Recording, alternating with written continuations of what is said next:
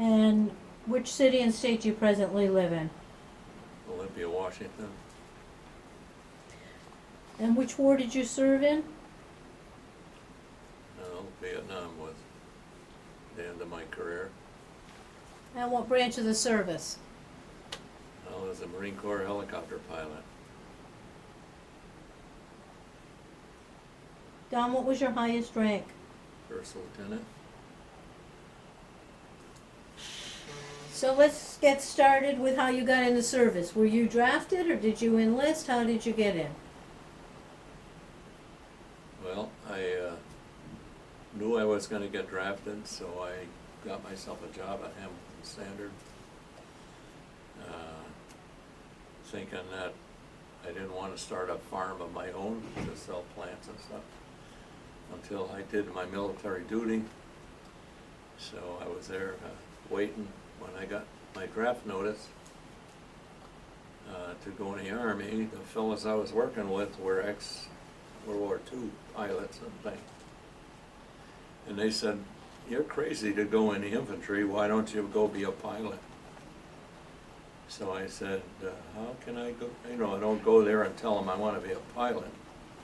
And they said, no, that the Navy had a program that if you had 2 years of college and you passed the physicals and tests and stuff, you could go to flight school as a cadet, they call it. And I had gone to Yukon for 2 years for an agriculture course, a 2-year agriculture. So I told them, well, I couldn't comply with that because I only had 2 years of agriculture, that's not college.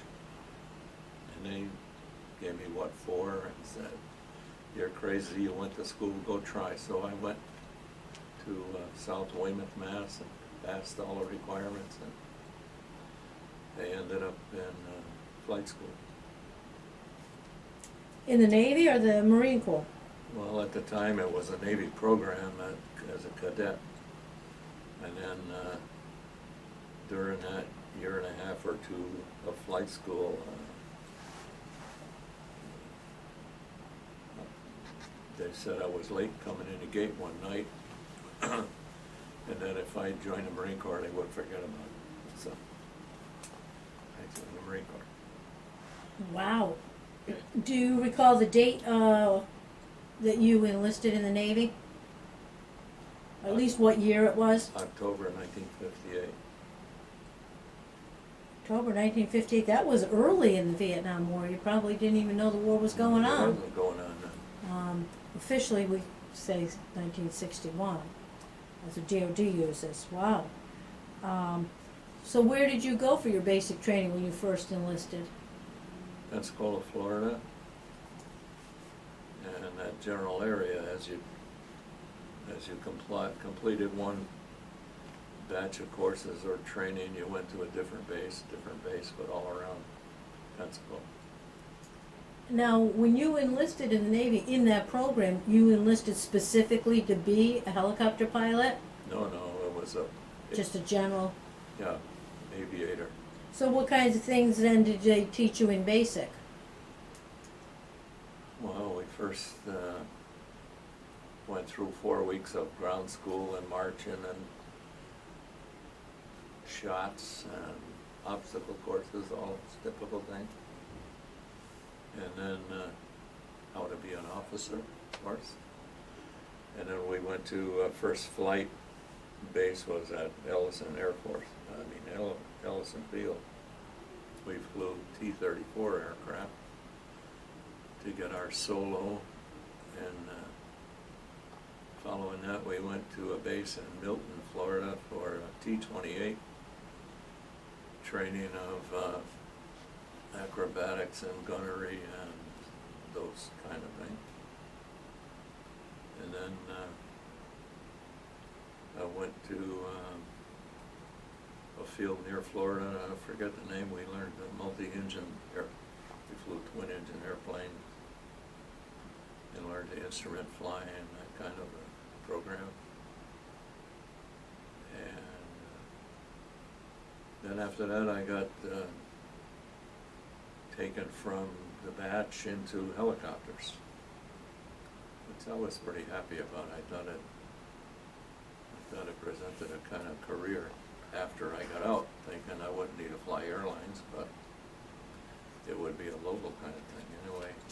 Now, when was it when you were at Pensacola, Florida in basic that you enlisted in the Marine when you got that offer? Right. So, but it's the same base and the same training, so you just, Everything the same. so you just stayed where you were, but you became a Marine? Yeah, we changed our emblems and put a different kind of hat on. Did you have any prior training at all in aviation? Why did you choose aviation? Well, it sounded good to me. I didn't have any premeditated time in my life to be a pilot, but I had been working at Hamilton Standard on equipment for airplanes, and people around me had been pilots. I just thought lots of guys go in the Army and just get infantry, come out, don't know what to do. This way I have a career, or I'll make more money to be able to buy a piece of land when I get out to buy a farm, that kind of thing. Did you have graduation from your basic training? Yeah, we graduated in, I think it was April of 60. My dad, I convinced him to take a flight. My dad flew down. He didn't want me to fly. He didn't trust airplanes, so, but he liked to take photographs. So he flew down anyway, and when he got off the plane, I asked him, so how was the flight, you know, being prepared to get some kind of static, but he said it was okay. He liked it best when it turned to come inland because he could take better pictures. And then I had some leave, so we drove from there back up to Connecticut through Blue Ridge Parkway. We had about a week together to get to know each other better, that kind of thing. Where did you go after your basic training? What was your first stop? They sent me up to New River, and one of the squadrons there, I don't know the number of it anymore, but and of course the fleet had bigger helicopters than we flew in training, so I had to go through training with the bigger helicopter and ground school and all that stuff. And we made one trip down to Viegas on a ship with to train infantry guys out of Camp Lejeune.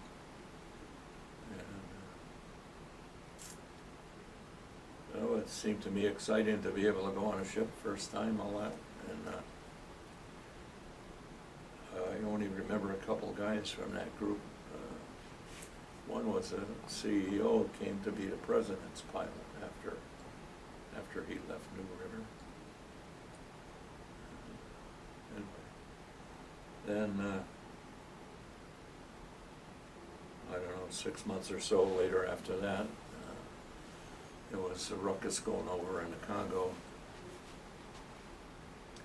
So somebody decided to put together a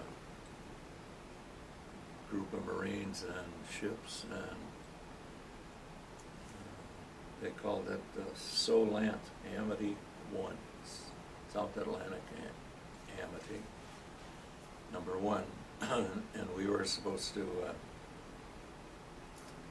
go up and down the coast of Africa, the west coast of Africa. We'd land in cities and we would play sports with them and give them encyclopedias and different kinds of community things we would do. Well, if you were a helicopter pilot and Goodwill. you're on the ship, when did you fly the helicopter on missions off of the ship? Right. Yeah. So what were your missions? What was the purpose of your helicopter missions? Well, we did demonstrations at some places on what a helicopter would do. We had demonstrations where we flew in troops in conjunction with their local troops, and flew VIPs around sometime. About half of what we did was not flying, it was everyone on the cruise was selected for some ability. You were a basketball player, a soccer player, or you spoke a language, or so that when you got to one of these communities, the guys who played basketball would play basketball with their people and so forth, a goodwill kind of a thing. So we had lots of fancy uniform VIP things on the ship, tees or whatever you want to call them. What was your skill that they chose you for? And I was a wonderful person.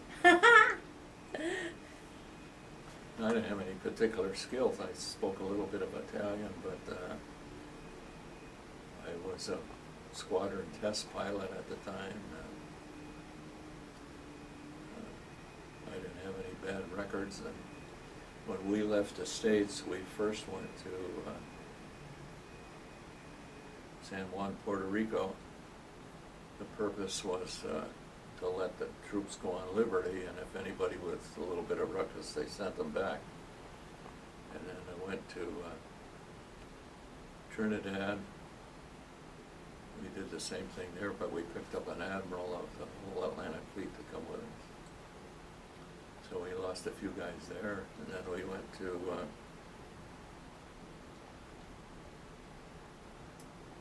Brazil, Recife, Brazil, and we got rid of quite a few guys there. That was kind of a wild port to go to. It was Christmas time, and on the way down there, the interesting thing was that we crossed the equator, unbeknownst to me. The Navy had a tradition: when you cross the equator, there's a wacky ceremony you have to go through. So that took place. So you were initiated? Yeah, and we went from Brazil to Monrovia, Liberia, which had been settled by an American slave that went over there. They used dollar bills and stuff. Firestone had a big plantation there. And then the sequence after that is out of my mind. We went to a French town at the mouth of the Congo River, and then we sailed up into the Congo for a week or two. When we came back, we went to Gambia, Sierra Leone, Bathurst. We went back up to Congo, we went back down to Angola. It was just sensitive at the time. They wouldn't let us off the ship. I don't know what was going on, some civil unrest or something like that. Then we went to Cape Town, South Africa for about a week and a half. It was paradise. The people were fantastic, wonderful, friendly. To the extent of they came to the ship asking for people to go to their house. Wow. For a weekend or a meal or something like that. The ship always has a normal contingent that stays on board, minimum crew kind of thing. And there was such a demand, they depleted that down to just a very few guys. Did you go on shore to anybody's house? Yeah, I couldn't tell you the name of the fellow, but he was, his business was to supply food and stuff to ships. And where three of us went to his house. He had a daughter and another girl there. I don't know. But anyway, we spent a day there. And then some other day, some people took us around the Cape to some beach resort place. We had tea and scones and just hospitality delivered there. And a big feather in their cap, we'd always heard about apartheid and so on. But the reception was equal for both people. The colored fellas thought it was paradise also. They met people, their housing projects were like little ranches. ranch houses and things. It wasn't a slum kind of, or mistreatment kind of atmosphere. They did have to, as far as I know, they had to not go to certain parts of town or something, but I didn't detect any animosity on anybody's part. So, we went up to Accra.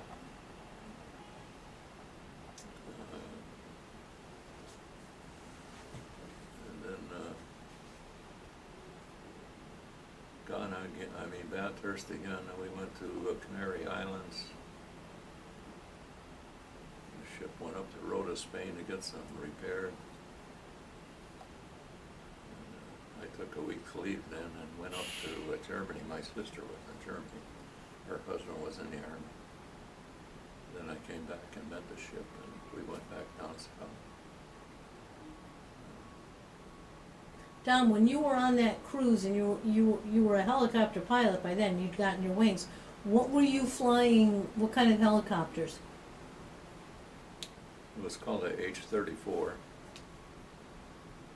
which could carry about a ton. We had 10 or 12 person capacity. We weren't on a carrier, we were on a ship called a landing ship dock. It was a ship that had a relatively flat bottom, that the back end could open and submerge so boats could go in and out. And there was a deck that would fit 2 helicopters up on top. And we had 6 helicopters, so we would fold them up and lower them down into the bay there. Roll them forward behind a vapor barrier they had put up so you wouldn't get wet when it's all water. And they had a crane to lift them up onto the deck, and we unfold them and fly them away, bring another one, that kind of thing. So that's the only kind of plane I ended up flying in a helicopter semi. Really? We The didn't- entire time you flew H-34s? Right. So the main purpose of an H-34 is to carry people or cargo, or both? Anything, both. We could hang cargo outside or inside people. It was, eventually, about the time I was leaving Vietnam, the Marine Corps began to get some different kind of helicopters, and the war was escalating, and so they had a lot of different kind of aircraft up there. But Well, after your Africa cruise, where did you go? we went back to North Carolina, and we formed up a squadron to go to Vietnam. Oh, what year was And that? We trained for a better part of the year before we left. We did a bunch of flying in the mountains and around Asheville, and to practice going in and out of mountains and trees and things. So when you were training for that year before going over to, did you know you were gonna go to Vietnam? Yeah. You knew Oh, yeah. that's what you were training for? Sure. How did you feel about that? You don't think about it, and just another place to go, another thing to do. Even when I was there, you don't, have people shooting at you and so on and so forth, but I don't know what, you're kind of oblivious or numb, or the only time I got concerned in Vietnam was about 2 weeks before we came back, when they said I would be coming back to the States. I said stuff like, God forbid I should get hurt now, you know. But the everyday commotion was just a whole bunch of commotion. You just hope for the best. When did you leave the United States for Vietnam?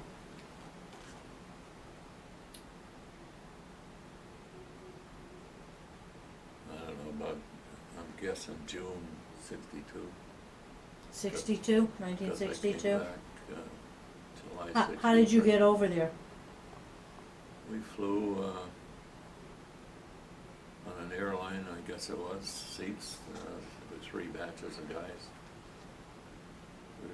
we were destined to fly to Okinawa and then Okinawa over, but we had to land in Hawaii because they were shooting some kind of a missile from an island. There's an island beside Guam that they were shooting a missile from. So they wanted us to wait in Honolulu overnight for that test. And then we went from there to Okinawa.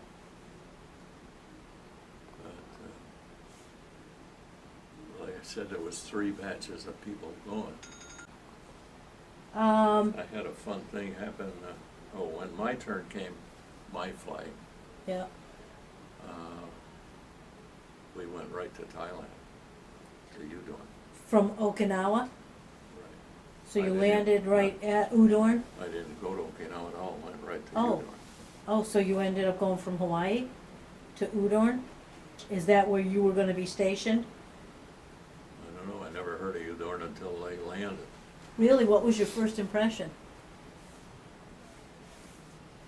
Well, first impression was we were making the airfield ourselves because we had tents, there were tents up in a little Marston Manning runway on a dirt thing, and it wasn't a real runway or anything like that there. And it turns out Udon was right on the Laotian, or I think it's the Laotian border, upper end of Thailand. But So when you landed We there, did they, if there was no runway, was there even a base or barracks or anything like that? well, we had all tents, a bunch of tents. So you lived in a tent Yeah, for how long? I don't know, about a month. The tents were on elevated because when a monsoon season supposedly it flooded. But we were there about a month, I think, and then we flew down to Bangkok, and later, after a couple of days, 2 days or something, we flew out to sea and met a ship, and that ship took us to the Philippines. So we were all in the Philippines for, I don't know, perhaps a month. And at that time, there was some kind of uprising, commotion, unrest in Jakarta, down in Indonesia. And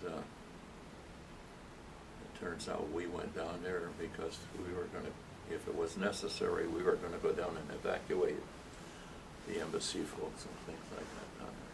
So when they're flying you as people, where were your helicopters? So if you were gonna evacuate Jakarta, how you were gonna do that?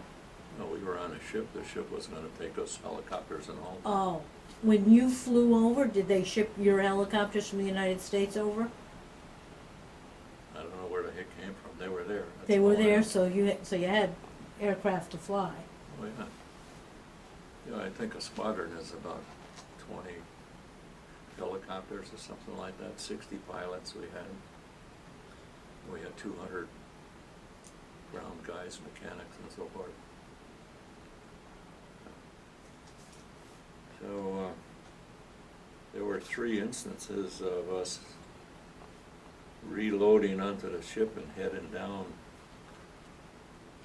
for that evacuation, only to be turned around after a few days. And 3 different times you did that? we came back, then we unloaded back onto land in the Philippines, and we back on the ship, back on the land. And got to be a pretty rainy season. It was a hectic kind of a thing. It was like all emergency, fly a lot of hours and nighttime and whatever it took to get on the ship right away. By the time we got on the ship, it was about 30 miles out to sea before we got all loaded. So we never went down there, and after the crew got back to the QB Point there in the Philippines and things settled down, I I don't know the decision, but they left, I don't know, 4 or 5 helicopters and crews. I was one of them to stay in the Philippines while the rest of the guys went up to Okinawa. And they were there for 4 months or something like that, helping maneuvers or training. I don't know what they did. And we were flying rescue missions and supplies and things between Cuby Point and Clark Air Force Base that later got destroyed with a Pinatuba blew up there. We rescued a couple of crashed airplane guys, and Where, in the Philippines? yeah. Then when we finally left there, we left from there right direct to Vietnam, and the guys from Okinawa went direct to Vietnam. How long were We you met in the at Da Nang. Philippines? Altogether, 5 or 6 months. I Wow. think. So when you were in the Philippines, you didn't have to live in tents then? Did they have barracks or Oh, something yeah, at it the? was a beautiful base. Yeah. Really? What base were you at? Cuby Point. QB Oh. Point in the Philippines? Cuby Point Naval Air Station. Okay. When you then left and went to Vietnam, where did you land in Vietnam? January 63, I guess it was. Right at the beginning of the year. Wow. And where did you go? Right to Da Nang? Yeah. Da Nang. And then, so what was your first impression when you landed in Vietnam, in Da Nang? Well, there wasn't a whole lot of commotion going on at Da Nang as far as the enemy went or anything, but we occupied a previously French Air Force base or something there. And I had a little runway and Marston matting where we parked the helicopters and so on. Taxiways. The buildings, like the dormitory, if you call it, were one level, and we had 4 guys do a cubicle. We had cots with mosquito nets over them. We didn't have beds or anything like that. And they brought in not Seabees, but a Marine Corps like construction crew or something. They drilled a well so we had water. And they hired some people to create a septic sort of a system. So that was that. We flew out of there. All kinds of flights out of there, you know. So whatever the mission was. now describe a couple different kinds of flights you would fly.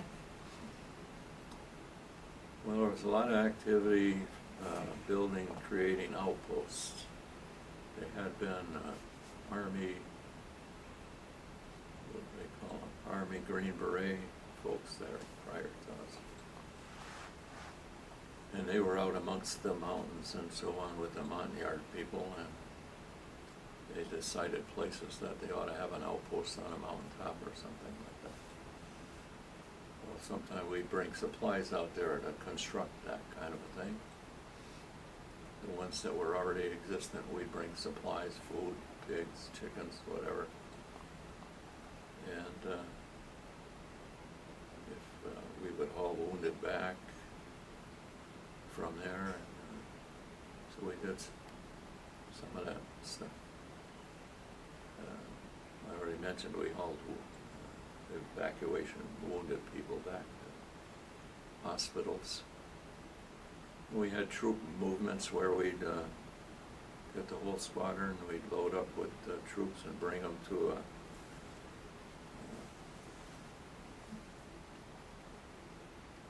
where there was a battle going on, and we'd fly back and forth all day, bring in troops sometime. Then we'd go back and get wounded.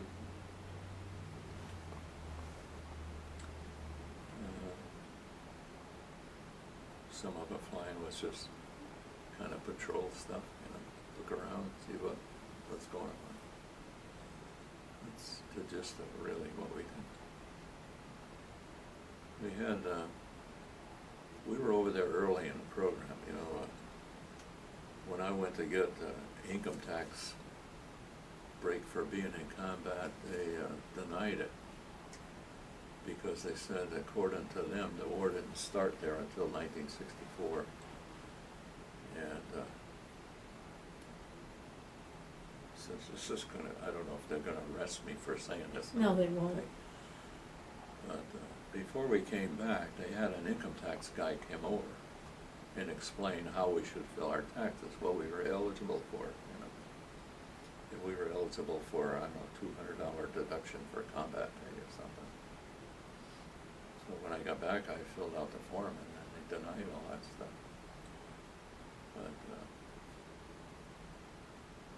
But, Did you fight it or no? no, I went down and got audited and all that, but I lost that thing. And I just, I don't know what's settled out now. I see a lot of stuff around that said nothing started over there till 64, 65. DOD uses Sure. 1961 to 75 for the war years now. Anyway, there was certainly. Since you were escalated. there and you were fighting, you knew it was a war. Well, yeah, but at the same time, I know it was minor compared to what it turned out to be. So I almost don't feel like I was in combat in comparison to the guys who went through the Tet Offensive and stuff like that. Being shot at's being shot at, Tom. Yeah, but I know what you're saying, but that's not true. How long did you stay at Da Nang? Were you stationed at Da Nang your whole time in Right. Vietnam? Yeah, So how long were you there? 6 months. 6 months at Da Nang? During that period, do you have any memorable incidents of any specific missions or things that happened?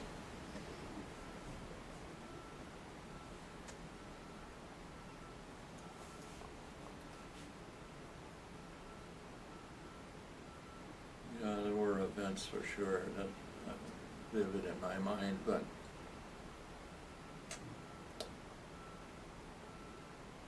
in the beginning, some of them were negative because in the beginning, we were flying Vietnamese troops for a couple of landings, I remember. And they weren't particularly excited about going out.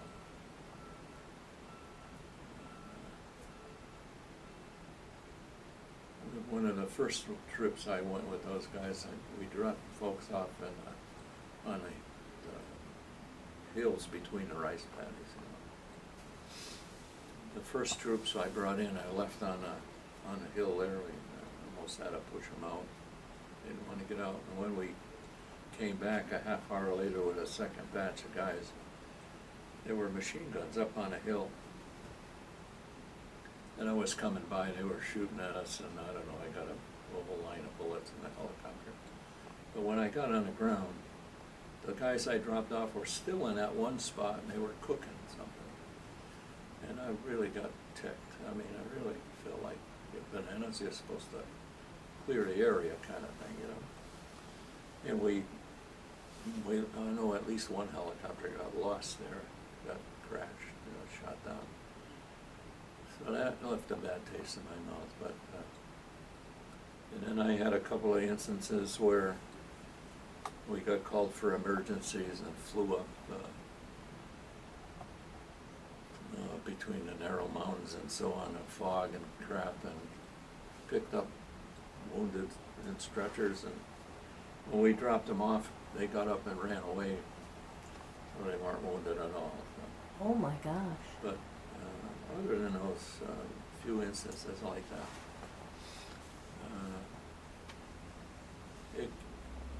by the time I left, I changed my opinion quite a bit about the Arvin soldiers, they call them Arvin. And part of it was because you get to realize that the war for them had been going on forever, it seemed like. So maybe they were just sick of everything, you know, and whatever. But there were way more interesting things than that attract your attention. It's a beautiful place. And beaches are beautiful, and the mountains are beautiful. And at the time of the year we were there, I don't know if trees were blossoming or what, we would fly in it like you're flying through perfume or flower shop or something. It was just beautiful. And you hear about the Quezon Valley, you know, there was a big bunch of stuff. When we went there, we were beginning to build up that base, and it's on the ocean border. And there were elephants there at the time. They had the path that they would walk on. And they were almost pink color from the color of the dirt, you know, the dust. All right. And things like that were interesting. The trees were monstrous, big trees. I don't know, we flew over the Citadel of Way all the time. It was like ancient castle sort of a thing, the walled city and all. There hadn't been any battle area that was still intact.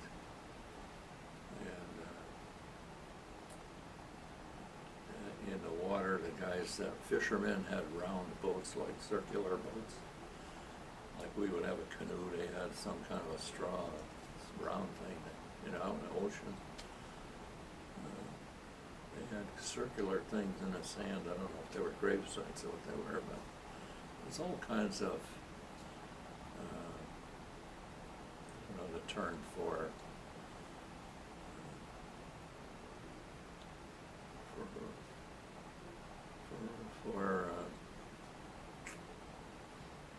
their way of life. You know, an example is construction was different and all that. I said there were big trees. We had an army plane crash in the mountains one time, quite high in the mountain, and it was like the first aircraft crash other than ours. They asked us to go over there and see if we could rescue somebody or whatever. It was a Mohawk airplane. And one of our guys found the spot where they went into the trees, you could tell. And, but it was late in the day and not good weather and so forth, so we could go back in the morning and see what we could do. When we got there, we found out that our hoist on a helicopter was 100 or 150 feet of cable. It wouldn't reach down. So we had to go back and get another piece of cable. And because it was altitude, we put a little bit of fuel in the helicopter and one pilot instead of two, in order to get the margin of being able to hover there. So in that process, one of our helicopters crashed in that spot. I don't know what happened. I just know there was a fellow named Lenny Demko and I forget the other guy right now, and a crew chief. And when they crashed, they burned. They got on fire. So these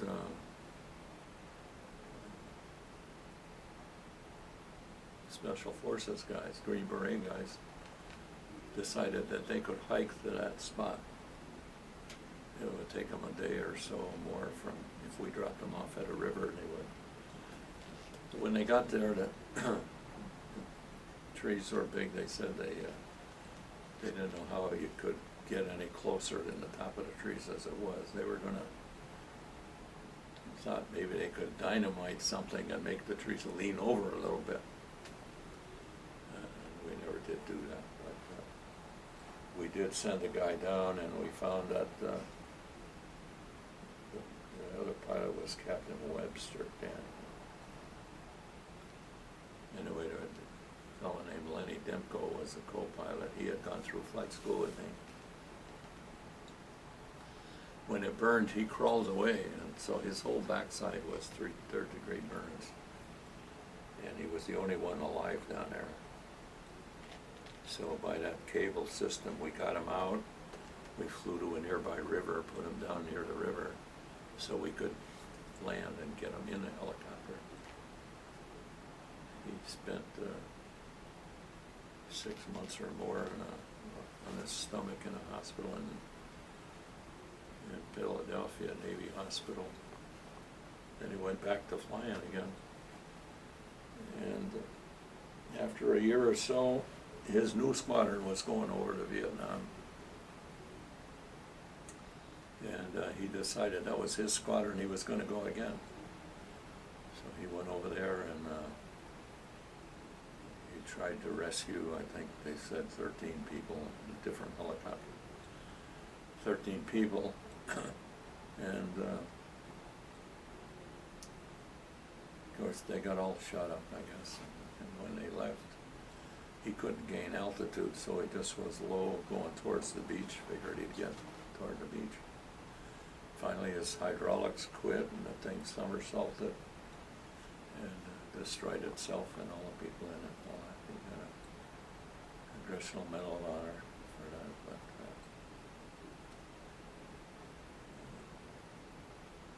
that was the worst Wow. accident of friends of mine.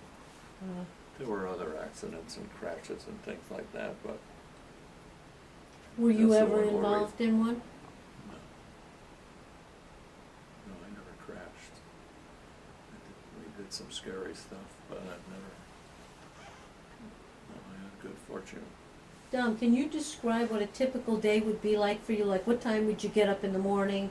When would you know what kind of a mission you were flying? What would the day go like? Well, sometime, some of the guys, you would know that when you went to bed that they were gonna do something in the morning.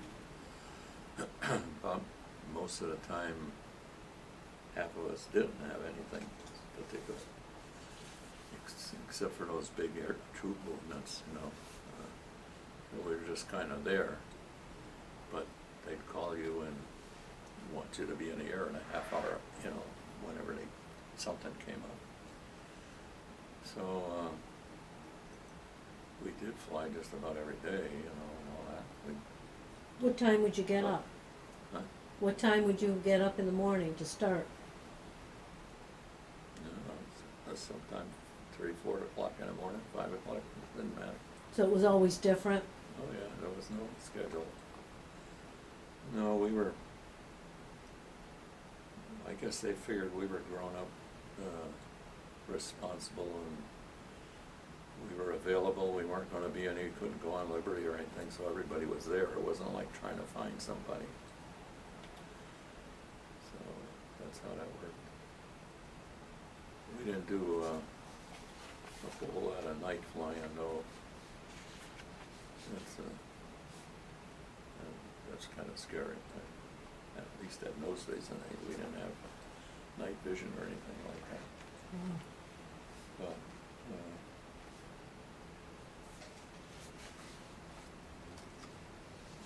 But Dom, were you awarded any medals or citations? I got a couple of little things from Sikorsky for saving people, and they used to send us a Sikorsky-esque helping kind of thing, but government, we had air medals. I got air medals. I don't know how many combat missions it took to, it seems to be a 25 or something like that. It is. So I had 5 air medals.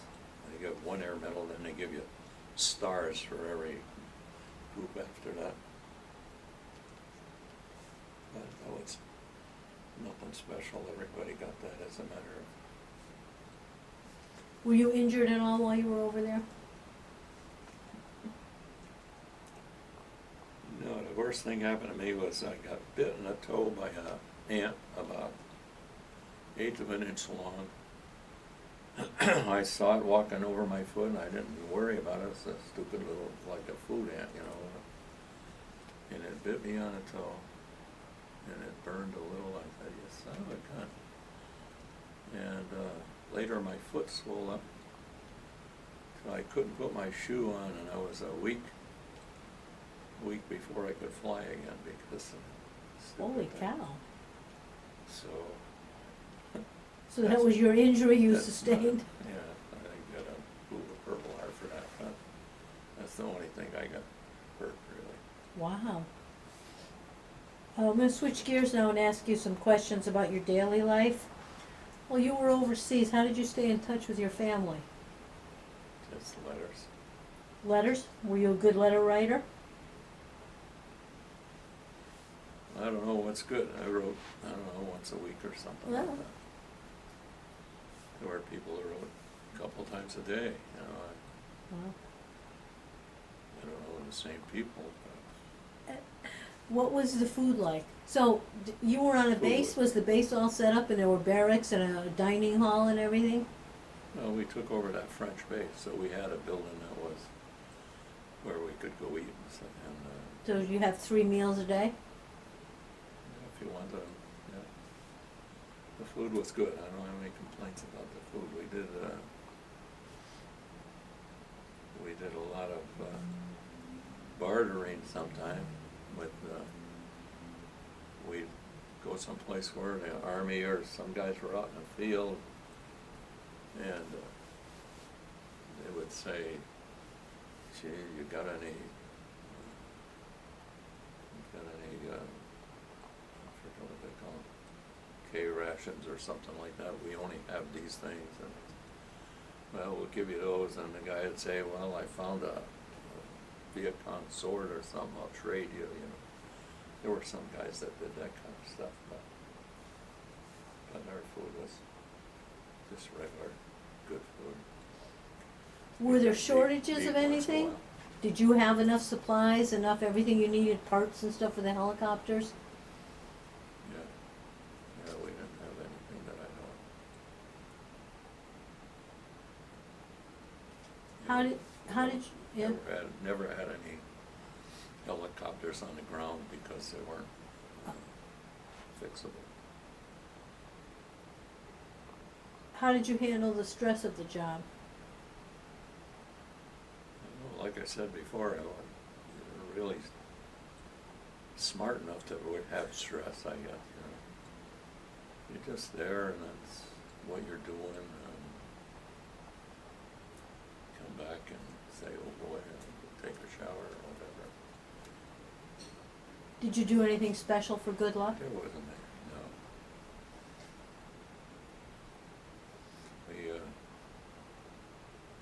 We had a basketball net there, we'd throw baskets in, stuff like that to kill time, but, What other kinds of things would you do in your downtime? what's that? Did you have any other kind of entertainment? No, it wasn't, you mean movies and things Yeah. like that? No, we didn't have that. Nothing. They did, before I left, they decided, the enlisted guys started to build themselves a little building about about the size of this half of the room. They called it their club. They used to go there and hang out and drink beer, I guess, and stuff like that. And then one of the officers had to go to Saigon for something, I guess with supplies or something. He came back with a couple of those one-armed bandit machines, I guess. So they found some room that they put those in, and the guys would go hang out there, play cards or shoot the breeze and play the machine. But that's all. We didn't have no movies that I know of. And, we didn't go to town. Did you get any leave or any R&R? Yeah, as a matter of fact, I forgot about that.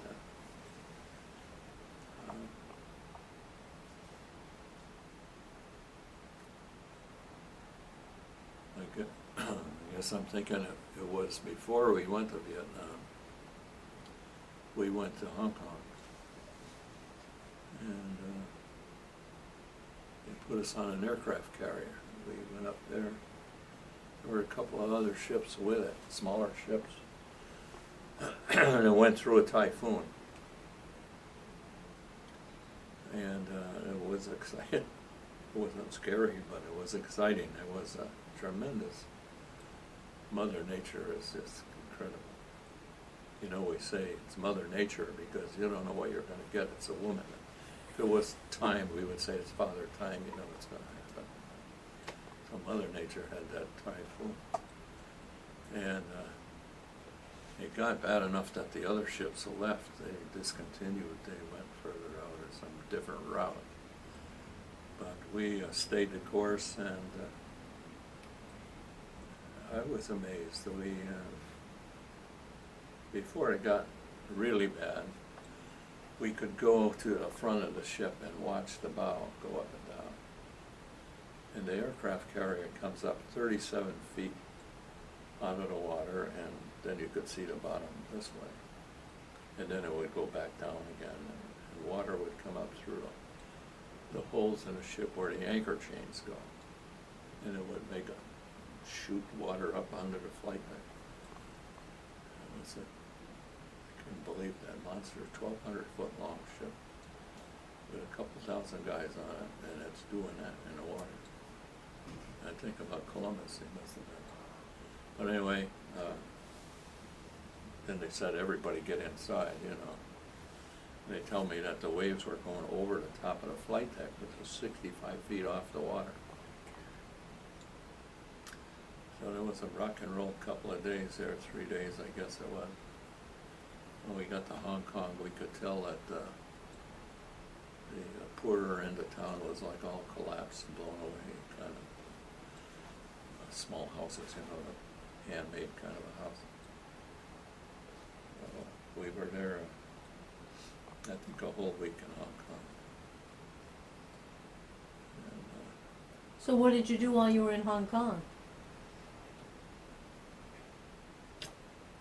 think about shopping, and think about eating in restaurants, and looking at stuff.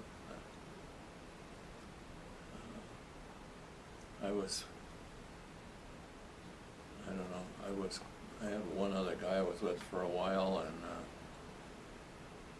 I don't know, but I know that there was a couple of nights there I decided to stay in a Chinese hotel.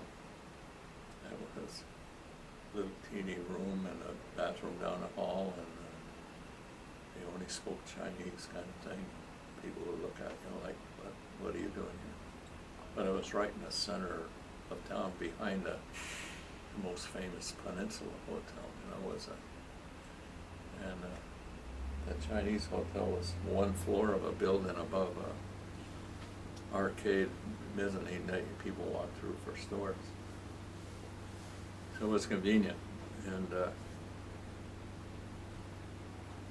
you can get, I guess, anything you want there. I was surprised that you could buy shirts and suits. They would measure you up, and then they would come back in about 3 hours or something with a thing pinned together or hemmed or whatever you want to call it, to make sure it fit. And then the next morning or that night, they would give your suit to you all, or shirts.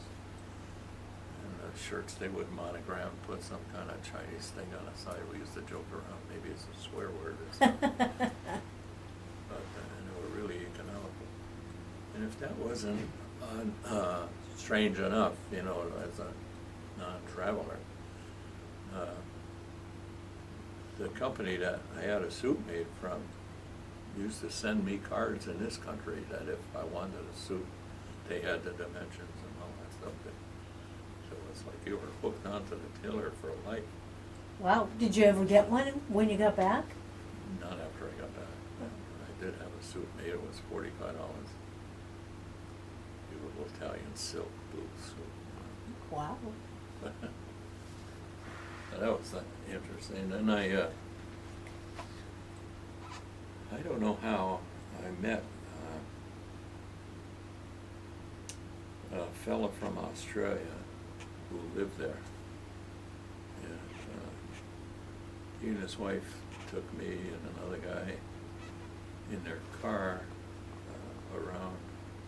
There's Hong Kong Island, and then there's Kowloon, the city. Took us up the island. They have a tramway that goes up to the top of the mountain. You know, you look out and stuff. I guess at one point in time, somebody rich lived up there. So we went up there and they took us around, zigzag around the island to where floating restaurants were, and there was a spot there, a beach that was in a famous movie site there. I had seen the movie, and now here was the place where they filmed it. But it was really a fun kind of thing. Anyway, that's what we did in Hong Kong. Did you see any USO shows while you were overseas? No, I did. Bob Hope came over to Cuby Point when I was there one time, and he had a show on a carrier that was there, one of the new atomic carriers. Our part of the base was up on a hill, so we could look down on the carrier there, but I think it was one of those times where we had just come back from a fake trip to Jakarta or something, and I just didn't have the energy to go down there. There was some mob, everybody from the Navy base plus the regular base, and so we didn't go down. But the truth, Bob Hope and Anita Bryant and those kind of people stayed at the BOQ where our rooms were. So we met those folks walking around talking and stuff.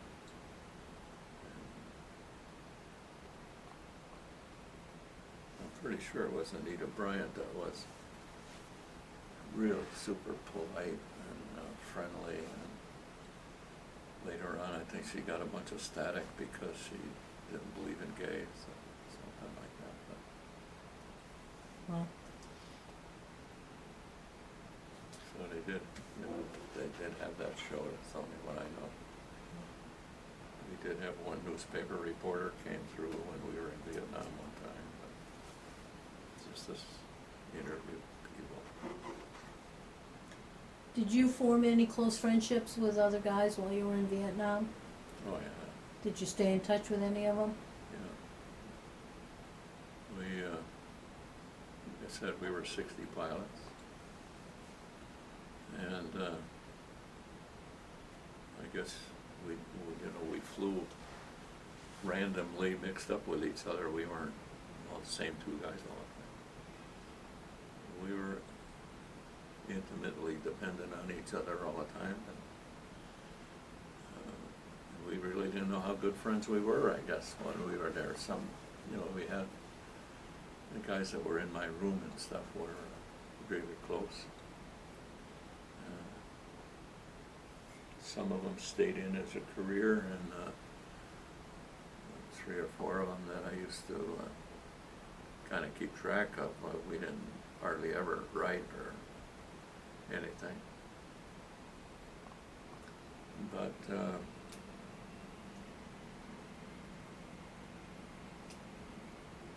think in the year 2000, I think it was, which is about 45 years later or something, one of my old roommates got a hold of me on a computer email, and he said, "Hey, they're going to have that reunion. Are you going?" And I'm busy thinking, how did he even get a hold of me? How does somebody in Kansas City find out where I'm at? But he did. And it turned out that a couple of years prior to that, a few guys got together in Las Vegas, and they said, geez, it'd be nice if we, more of us could get together. And they had next year they met someplace else. And now this was the year they decided they were going to try and get everybody to go. And they had reserved a hotel in San Diego. And so my wife and I went up to that. It was open to all helicopter pilots, for Marine Corps helicopter pilots. So there was about 1,000 guys there. Oh, wow. But they had set it up so they had rooms for each squadron by themselves, so you could go hang out there and have soda and snacks to eat, things with the guys that were in your outfit. And they had other things, dinners that were for everybody and so on. They had arranged tours like to different scenic things, the base and so on. So we went to that, and that was really a lot of fun. We really enjoyed seeing guys I didn't think we'd ever see again, kind of thing, you know. Wow. Well, now that I know So you I- have internet and email, do you stay in touch with any of those guys Yeah. now? Yeah, Do you still have reunions? they have reunions. I don't go to them all anymore. I went to about 3, I guess, altogether. But and the gang has narrowed down a lot now. You know, there's they scattered around, and you know, half of them passed away, and that kind of thing. Yeah. Now, my wife passed away last month, and so I don't know how much fun it's going to be to go again, but there are some people that I call once a month or so. One fellow's in hospital, I call him every few days. But yeah, they're lasting for sure. Do you recall your last day in Vietnam? No, It was just another day like all the others? yeah, I don't remember any distinction. Did your unit fly out and in, actually, as a unit, or did you go as individuals? Well, we went there as units. You did go as units. Oh yeah, we had the 3 groups that went, you know, to start with.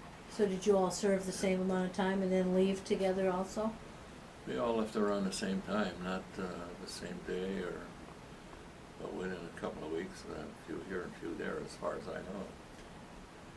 When you flew back to the United States, were you immediately discharged, or did you stay in the service longer?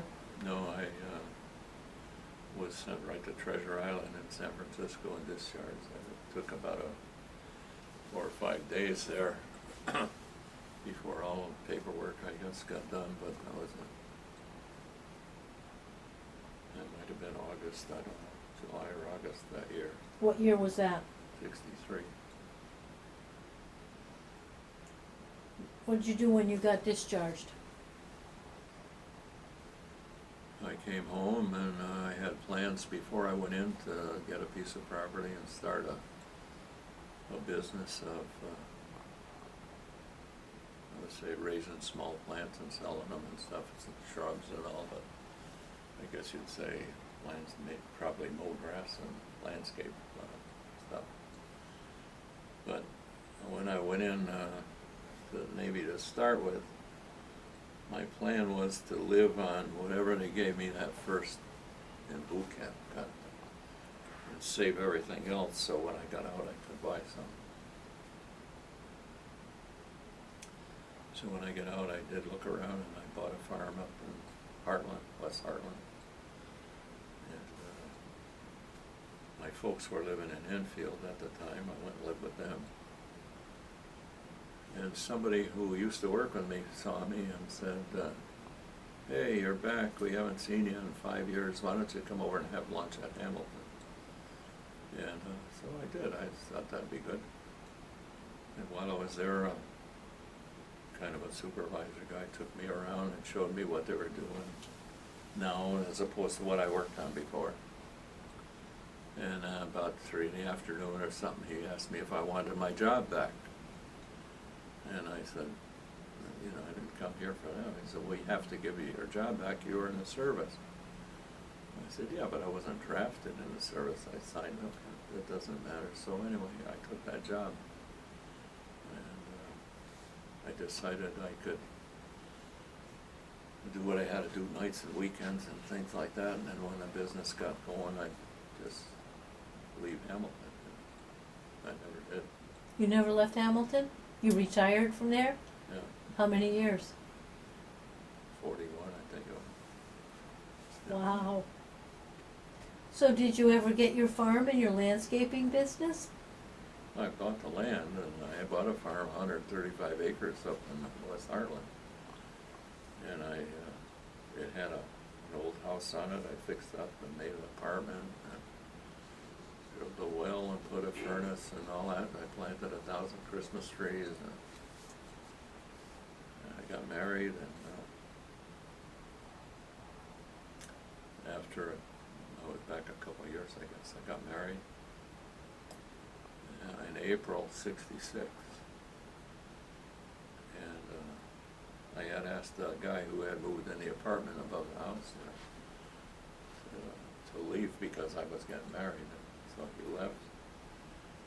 And we moved in there, and in July they transferred me to Edwards Air Force Base in California to be a service rep.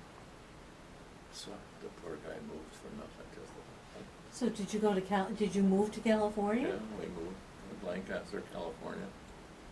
It was supposed to be for a year and a half. And the contract, after about 4 months, they said the contract was canceled.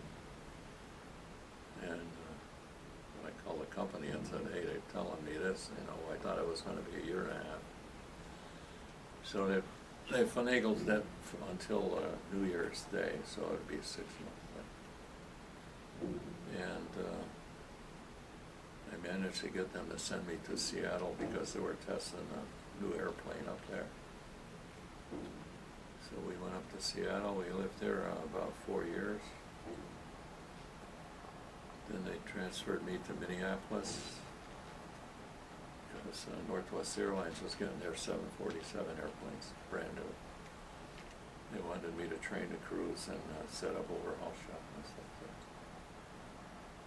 And after about a year and a half, we bought a house, and all went through that one winter there. In November the next year, they called me and asked me to go to Rome, Italy. And I said, I turned them down immediately because I had 3 kids, and Nina was expecting the 4th one in January of the next year. They wanted me in Italy like Christmas.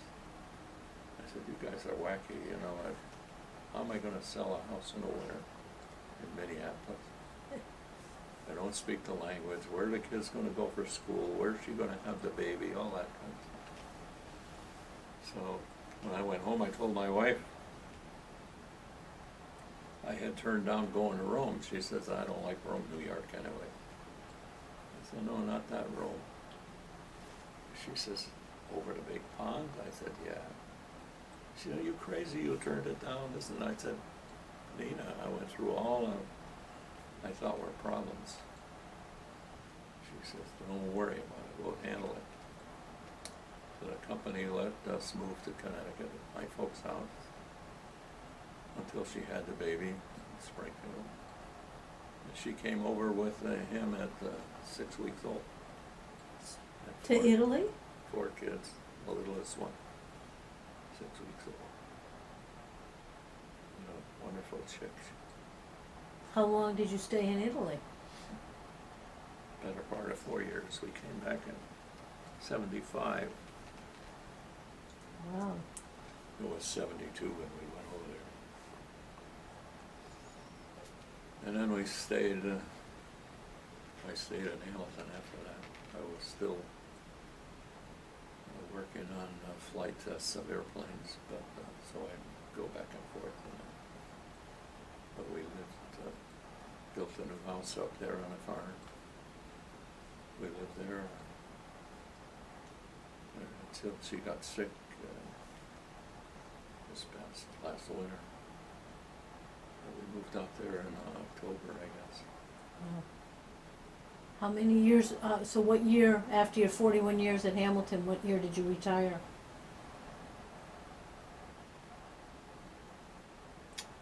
It's the day before my grandson was born. Ah! And he was a cesarean, so they knew that was going to happen. And I think he's 24 or something. Oh my gosh, so you've been retired for quite a while. Yeah. How did your I've huh? had other little jobs, but Yeah. How did your military experience influence your thinking about war or about the military in general? I liked the military. I didn't have any problem with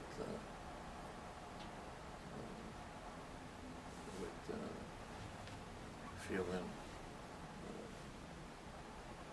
pressure from above or doing stupid stuff or anything like that. It was, my experience was we all did what we did, and my CEOs in charge of my squadrons were always colonels, and then we had majors, and we didn't have a problem with anyone. It was all kinds of trust. We could, when we were in the States, we could take a helicopter and fly a training thing on a weekend to some place if the budget would allow. And I don't remember anybody getting scolded or ostracized or put on report or anything like that. It was a gentleman's kind of thing. Well, And I stayed friends with our Vietnam CEO until he was 93, died 2 years ago or something. He was a World War II vet, a Vietnam vet, a helicopter, Korea vet, and then Vietnam vet. wow. Then he became colonel, a full colonel in charge of the whole base down there in North Carolina. He's a nice guy. And people under him were the same way. We had a major that moved to California we kept in touch with. So, the war was, I got out of the Corps because I could see that we would be going back and forth and back into Vietnam. And I figured I had good fortune. When I was in the service, I felt like it was my turn to be in the service.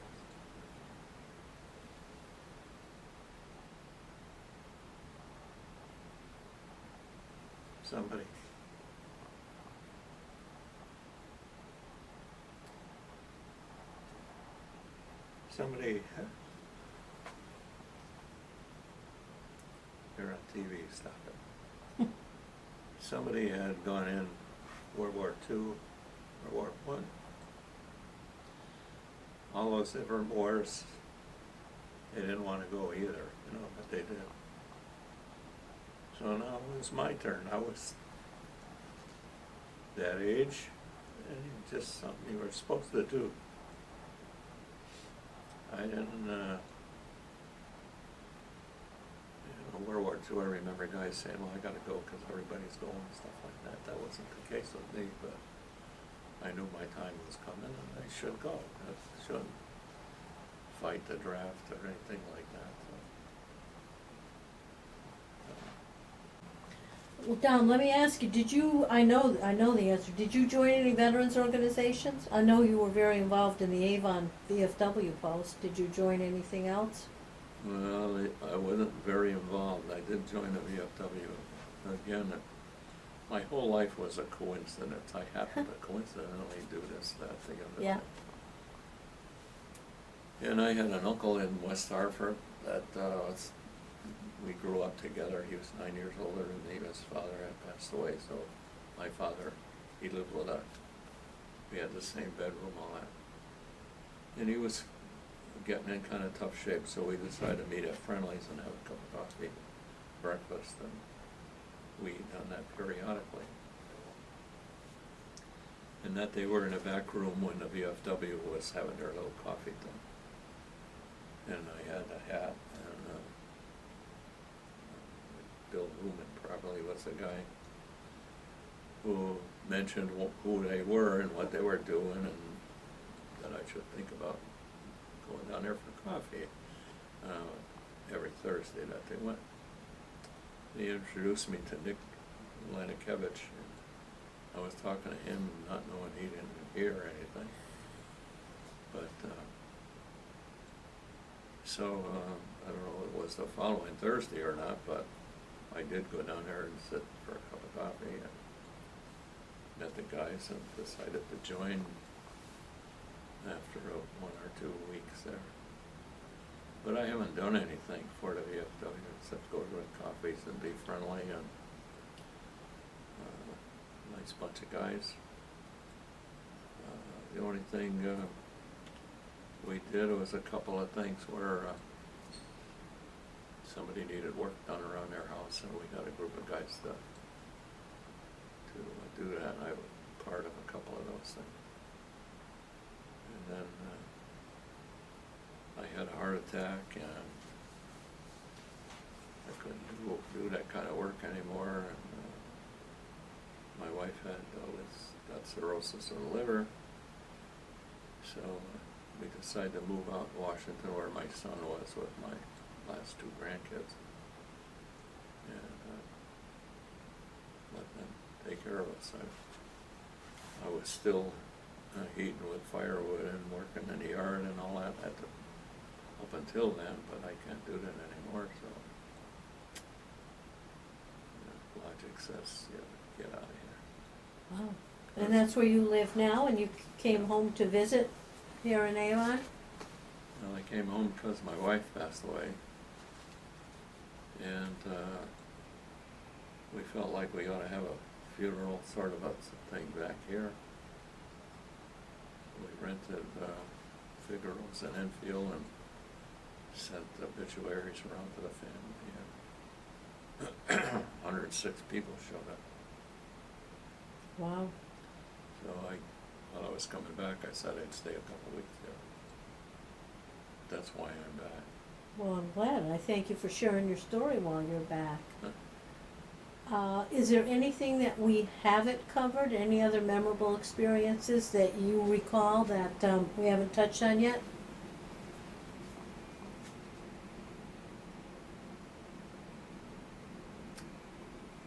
I don't know, the kind of things that are highlights in our life were family get-togethers and